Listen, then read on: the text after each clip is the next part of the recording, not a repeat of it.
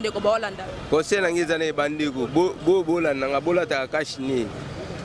biso to ba kongole so imindele na bato bazana bopito mne me ba kufa to mona bo biso la déjà eza na mboka to ko baneni ko komi batela malade eza ile kwa boso ba wetika ko kanga ba école bana tandis que papa na biso azana posa lobby batamboka o lobby eza nini bano to bokola batanga classe pour ba koma na niveau di kolo mais classe ezate mais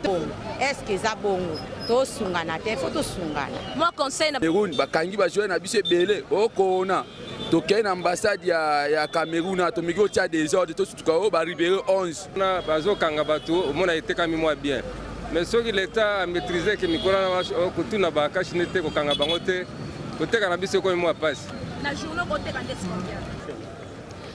mbote na bandeko balanzi ya chaîne na bino YouTube Mejax o ezana pona ko selela bino musala ko pesa bino esengo na ko memela bino ba actualité ya mokolo na mokolo ya Ngomba ville province ya Kinshasa pona ko eba ite nini ezali ko déranger population le loto ye na émission oyo ezali uniquement pona bino la qui parle pona ko permettre population congolaise eba na ko s'exprimer devant micro et puis à exposer ba problème na ye la qui parle ezaka kate ko pesa population maloba kasi ezali pe ko sala constant il y a qui se passe mais lelo to libino lisolo ya kashne tope ya maladie ya coronavirus oyo bisonyo soto yebi ete maladie oyo ezongi lokola na deuxième vague nde baza ko benga yango plus précisément na Ngomba ya Kinshasa eye na force nyonso ya passe ezali komona ete maladie oyo depuis hier ça ne fait même pas 2 mois mais kasi ko mata na yango ezo mata makasi yango to yaki to sala constant na bino to meka ko réfléchir pourquoi est-ce que maladie auto litaki na première vague oyo ezo ki penza ampleur mais cette fois-ci est ampleur pesa ko nyoko la population congolaise. Déjà on rappelle comité multisectoriel où ezali bongo ya lutte contre la pandémie à coronavirus ba qui n'a ko publier dernier rapport na bango ko signaler bino ko ba été to RDC et bina ko atteindre lignée il y a 23 000 personnes atteintes na Covid-19 exactement 23 000 cas ezali et dépassé lignée il y a 23 000 personnes atteintes na pandémie o ya coronavirus maladie o ezali ko boma pe ezali ko bebisa ko déstabiliser ba vie ya batu kasi ndeko nanga congolais azozwa ngo na sérieuxté na boy tokotala tokomeka mpe kosala constant komona population ndenge azovivre est-ce que kashine ezoza respecter bato bazolata kashine comme il faut est-ce que balave mon chef de l'état alobaki totiaka na baliboso ya bamagasin na biso bato barespecta yango est-ce que mesure ya distanciation oyo ezali ete tozala na 1 mètre na mosika bato baza korespecte yango est-ce que na bamoto bato bazomata mutu moko ndenge chef de l'état alobaka liboso to bazonga na bango mibale to mpe misato lisusu na mituka kutu koloba te bakoma kofanda 5 nyonso wana koso ya mbongo pona bazoy bateka maladie ezali na bango bazolanda kaka mbongo déjà en bref bandeko na so ba congolais ndenge na bango komema kashine ya liboso yango asimbi yango lokola saki soki saki te pour permettre na lakisa bino parce que nga pe na za congolais na lata kashine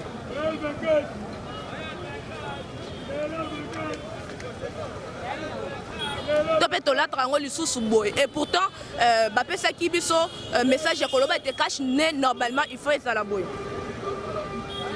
pour na ko protéger zolo o ezali bongo allergique ezali yango nde ezali ko ezanzela ya contamination ya maladie oyo coronavirus to pe ko sokola maboko kasi likambuku to ya ko sokola maboko wana e koma na nka mutu so ake ko lia sokola maboko plus loin batu mususu kutu so azolia sukane maboko te malgré banzela nyonso ya tamboli ezopesa kitoko te batu mususu kashine e pesa ka souffle batu mususu maladie ezana ngote na olata kashine po anine et puis kokanga oyo ba l'état tsaki ete mutu alati kashine bakanga kasi ordre wana ezali susu te mutu alata na kashine te soda pa moni azoleka na pembeni bana ya kashine bakomi koteka bango kashine comme nango commerce mutu malama somba kashine na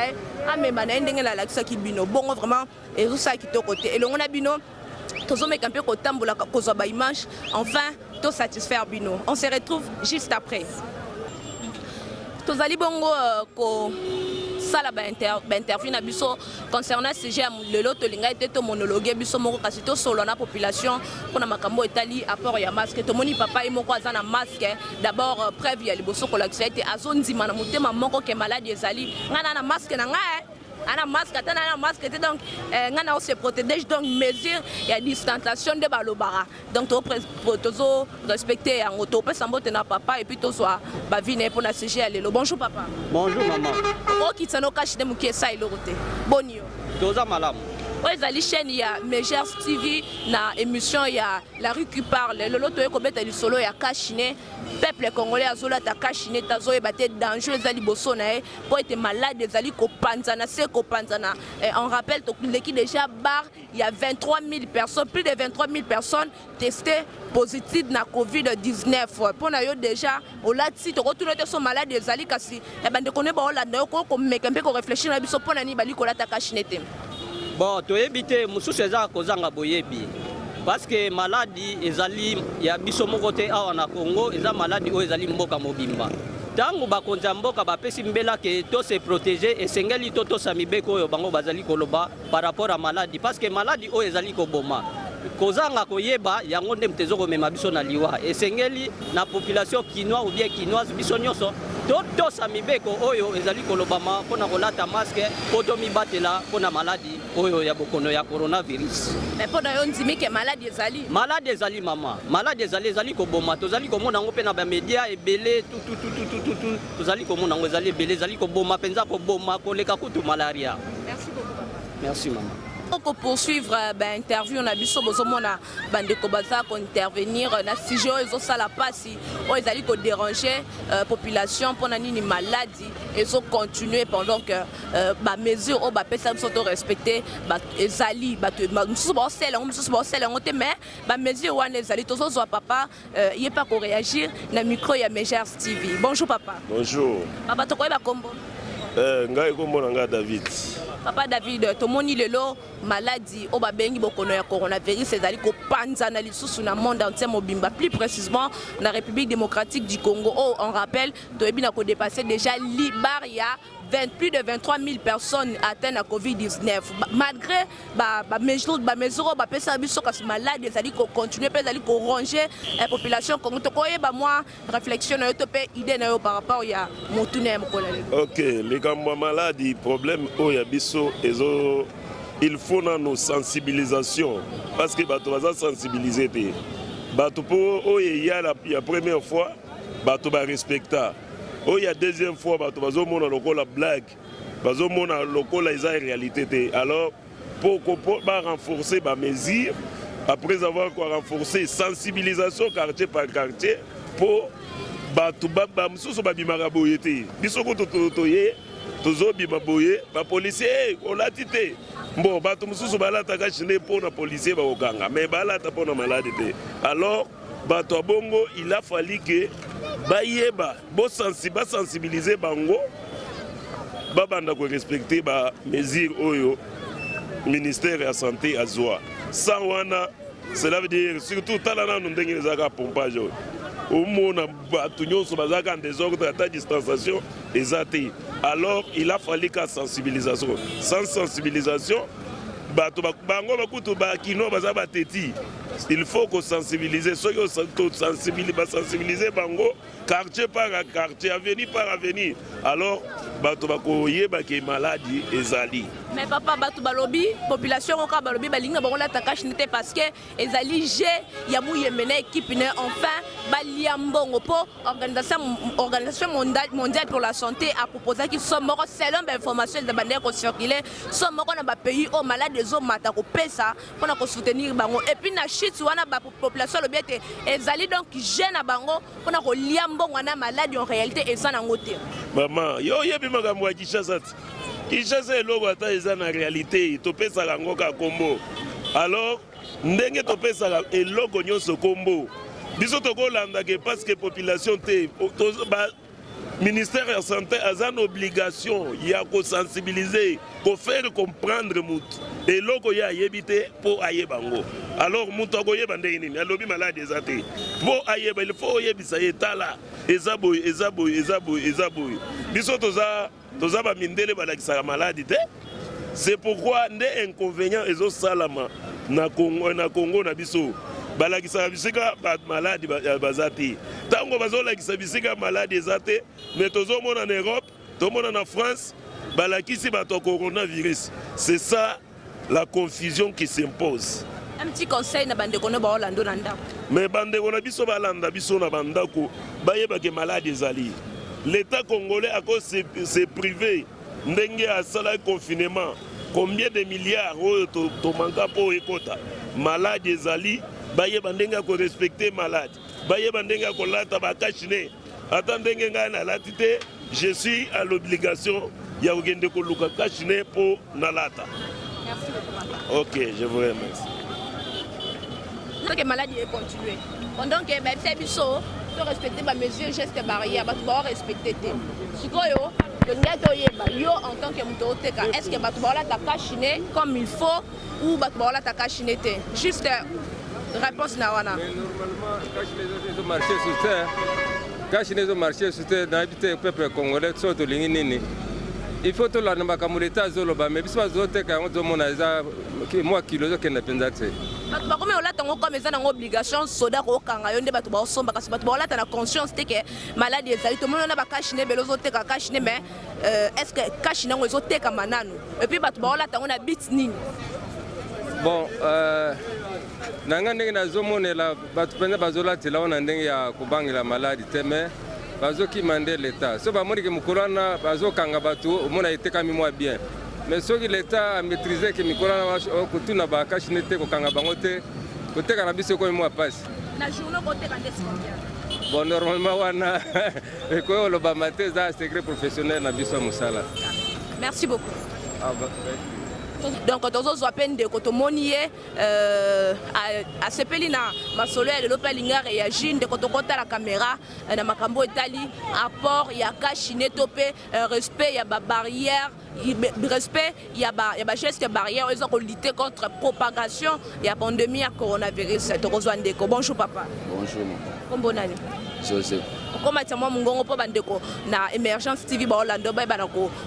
découvrir yo kombo nani? Kombo Joseph Ekata. Papa Ekata, tout le monde est bon, on a tout ça la constant par rapport à la maladie. Ils ont nous rongé, monde entier mobimba. Plus précisément, na RDC, tout le monde apport ya masque, le laisser sous respecter, te battre la date, ba mesure à geste barrière coup de colobate, un mètre, bon baloba qui n'a mis tout battre quand on a 4 personnes, 5 personnes, mais aussi mbaté. Lio en tant que Congolais, au combat télévision le solo, dès la quartier na bino topé constant sali, na ba veni topé na ville mobimba sali. Bon, ngai n'a pas dit précisément mingi na ba bon marché. C'est une analyse na ngai maladie eza nango ya solo mais augmentation ya biso awa na Congo na ba docteur na biso ba lekisi moi ST. Ba lengi ko kumisa ngo trop maladie et puis bo kumisa ngo bo kena li wana te e mo bo soper. Au moins le roi policier azala raso ba la musie kanga likola kashine abandi okanga e moko o to mesa na biso. Semaine ba kanga biso mais semaine asima ba kanga te donc maladie eza nango même partout mais ya biso comme alwa esté mo boté au moniti lelo ata na foot na Cameroun ba kangi ba jouer na biso belé o kona to ken ambassade ya Cameroun to miko tia des ordres to suka o ba Ribéry 11 o mona ke biso to lekisi et là que biso ne ba tozo mbongo ya batuana po ya muyembe apesa biso mbongo po to ba ke kona ezali. Tandis que Corona ezali au moins exister na monde bato bakufe belé to mona bandeko na biso musu bana ba poto wapi bazo benga biso bazolo ba ke maladie ezali to zondimisa pe ke maladie ezali mais er besoin de décision na bino pour appliquer ces décisions